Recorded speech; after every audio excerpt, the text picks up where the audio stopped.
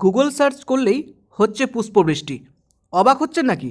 চলুন দেখে আসি আপনার মোবাইলে কিভাবে আপনি পুষ্পবৃষ্টি করাবেন। আপনি আপনার মোবাইলের ক্রোম ব্রাউজারে চলে আসুন। ক্রোম ব্রাউজারে ক্লিক করেই প্রথমে সার্চ বাটনে গিয়ে সার্চ করুন কুম্ভ মেলা। আমি ইংলিশে এখানে KUMBHAMELA কুম্ভ মেলা লিখে সার্চ বাটনে ক্লিক করলাম। অনেকগুলো ওয়েবসাইট খুলবে, কিছু সেকেন্ড ওয়েট করতে গেলেই দেখবেন আপনার মোবাইলেও পুষ্প বৃষ্টি হচ্ছে। কতকগুলো গোলাপের পাপড়ি ওপর থেকে ঝরে ঝরে নিচে পড়ছে। দেখতে সত্যি অবিশ্বাস্যকর হলেও আই এম তো অবাক।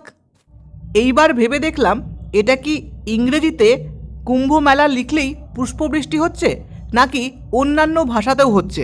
আমাদের ভারতবর্ষ তো অনেক ভাষীর দেশ, তো চলো দেখে আসি এইবার বাংলা লেখায় লিখতে গেলে কি পুষ্পবৃষ্টি হচ্ছে।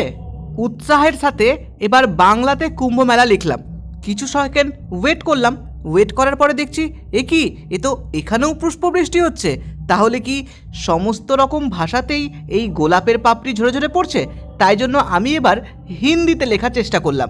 আমার মোবাইলে হিন্দি কিবোর্ড অলরেডি ইনস্টল রয়েছে, তাই জন্য হিন্দিতে কনভার্ট করলাম।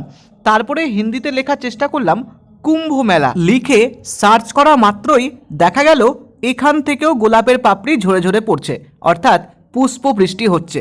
এইবারে বুঝলাম এটা যে কোনো ভাষায় লিখলেই, অর্থাৎ কুম্ভ মেলা যে কোনো ভাষাতে লিখলেই পুষ্প বৃষ্টি হবে। তো এটা বেশ অভিনব আইডিয়া, বেশ ভালো লাগলো। এইবারে আপনিও চেক করতে পারেন যে আপনার মোবাইলে এটা হচ্ছে কিনা। হলে কমেন্টে অবশ্যই জানান আপনি কোন ভাষায় লিখেছেন।